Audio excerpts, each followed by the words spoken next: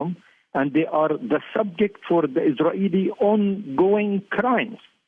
And still, Mr. KK, the ICC prosecutor, keeps silent, doing nothing, moving nowhere in this conflict, and doesn't hold Israel accountable for the ongoing crimes they committed over the course of years. Suppression, oppression, killing, blockade, apartheid, name it. I mean, all the menu of the crimes are there, which listed at Rome Statute, and no one is moving. No one is moving to provide a level of protection for Palestinian civilians. Once and again, this is going on now. At the course of these 60 or 70 hours, I mean, we having hundreds of people has been killed. Just children, we have above 100 children has been killed. Women, almost the same number. And the worst yet to come. We are sure, and we know that. The Israeli prime minister has told Gazans to leave. It's unclear, of course, where you've been able to go. Then they said that he was misunderstood, that he was saying you should leave the Hamas sites in Gaza. Can you respond to this, Raji Sourani? This is nonsense. This is nonsense. He is leading Smotrich and Ben Ghafir. He is leading people who say Palestinians don't exist and who says Palestinians should leave. This is the land of Israel. This is the historical land of Israel, and we are taking over. There is no other state, and there is no other people. There is one people. There is one self-determination. It's for the Israeli Jews. So he's a big liar. It wasn't a spill of tongue. He came after cabinet meeting and after a meeting with his top security and military people, and he was reading from a paper. So it cannot be a mistake. He knows what he said, and he meant what he said, and I do believe what they are doing deliberately will lead to that if this is continue and then to stop. What level of support does Hamas have? Hamas is the government of Gaza right now since Saturday morning, the actions of the 1,000 or so Hamas fighters breaching the wall. I don't think it's matter of the people support or not.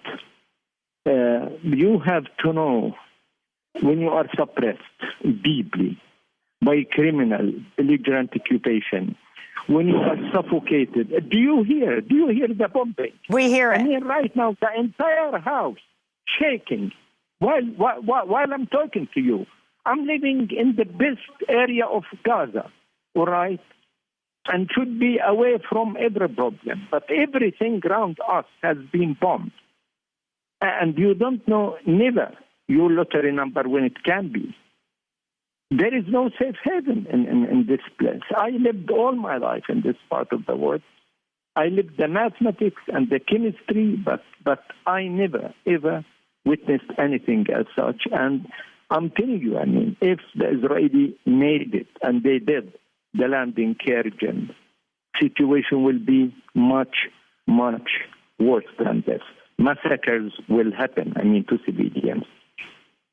You have heard, I assume, that Israeli tanks and military equipment are making their way to Gaza right now. So you're being bombed by the air, but the question is, will there be a total land invasion? Can you respond to what this means? Just to give people a sense, you're talking about this strip of land, Gaza, that's about the size of Detroit. There are about 600,000 people in Detroit. We're talking about 2.4 million people. It's one of the most densely populated areas on Earth. Raji, if you could take it from there. Exactly. I mean, Amy, Gaza is one of the most dense populated area on earth, as you know, and if the army comes in, it will be like elephant in the garden.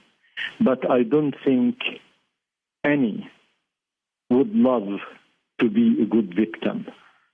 They want to strip us, not from our own security. They don't want to strip us from the food of our children.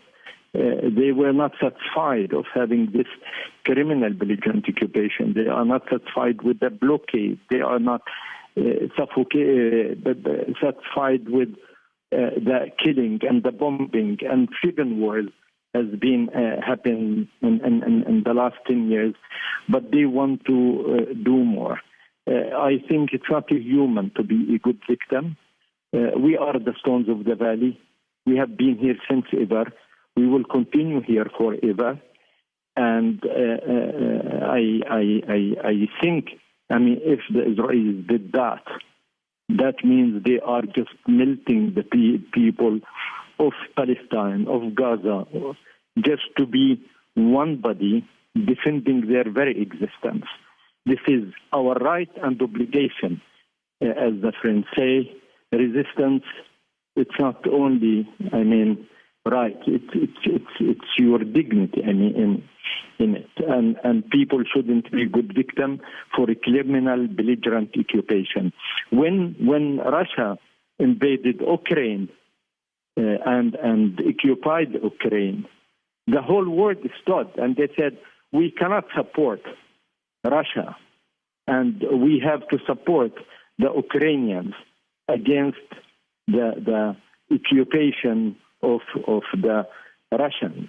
And we would support them not only politically, we would support them with money, we would support them with arms, we would support them with all what we can. And they asked all the free people of Europe and US to go and join the forces and to join the resistance in Ukraine against the occupation.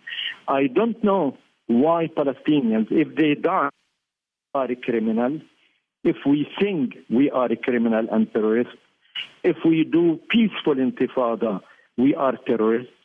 And when the Israelis doing massacres, one after another, they're just being supported as had happened yesterday by U.S. and by major European countries.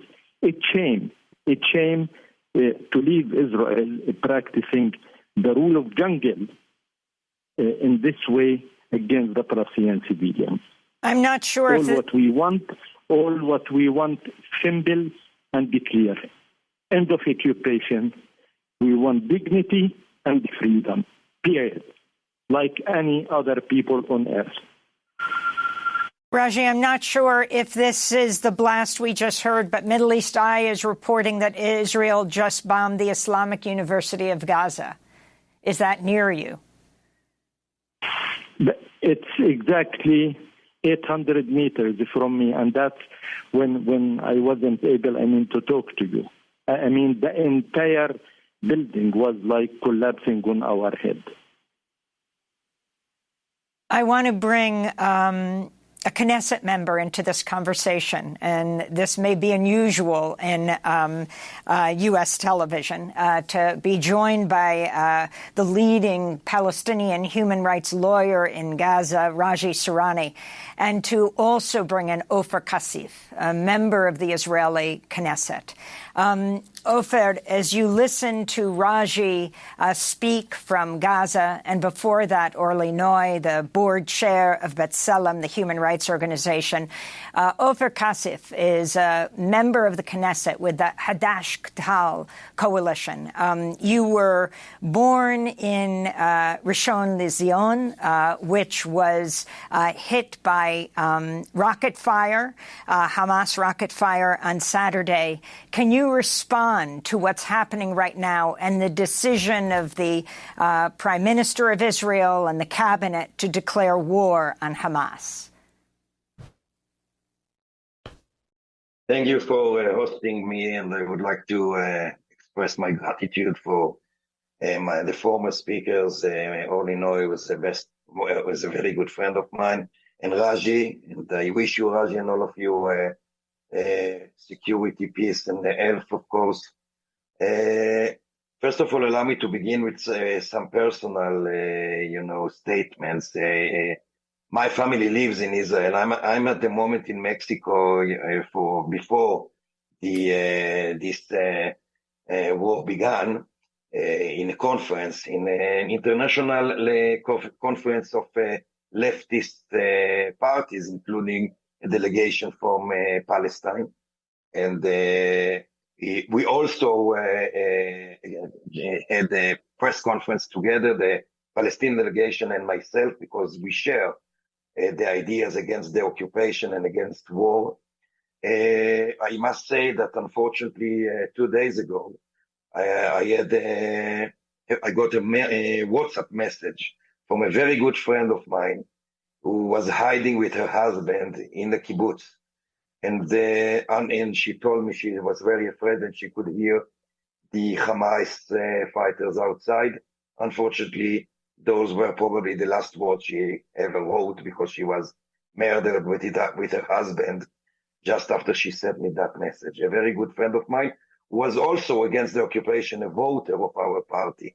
What I'm trying to say is that innocent people, innocent civilians of both sides, Israelis and Palestinians, pay the price of the arrogant, criminal, ongoing occupation that Israel refuses to end. And I want to say something very, very clear and very, very blunt. Nothing, absolutely nothing, can justify or legitimize the carnage that Hamas carried out in the towns and kibbutzim and the villages in the southern of Israel. Nothing can justify it. It is appalling, and even the occupation crimes, the crimes that Israel is guilty of, crimes of occupation, apartheid, ethnic cleansing, since the Nakba, those either cannot justify such a carnage. At the same time, nothing and absolutely nothing can justify the massacre that Israel carries out now in Gaza, not even the crimes of Hamas.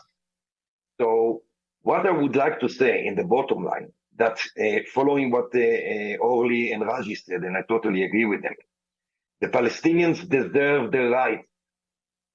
They deserve the national and individual rights. They deserve the right to be realized, the right of self-determination, to enjoy their own independent sovereign state, their own government, the freedom of movement. They deserve to feel to live in peace and security without the daily pogroms by fascist settlers under the auspices of the occupation forces and the encouragement of this fascist government of Ben-Gvir and Netanyahu. The Israelis deserve peace and security. They deserve to live in a state which doesn't occupy, which doesn't oppress, a state whose government is not a fascist and racist one. And I would like to conclude, if I may, by taking the whole issue into and explaining it within a political frame. Israel wanted this violence. In 2017, Smotrich was then a member of the Knesset, but at the moment, unfortunately, this racist thug is a minister of finance, but as well minister within the defense ministry. He published 6 years ago, and it is explicit. You can read it, and you can Google and read it. It was entitled The Subjugation Plan, which boils down to 3. First, the Palestinian occupied territories should be annexed to Israel as a whole without granting basic rights to the Palestinians. Second, those Palestinians who do not agree to live under this subjugation are going to be expelled from their homeland. And third, those Palestinians who are going to resist are going to be killed. What we see now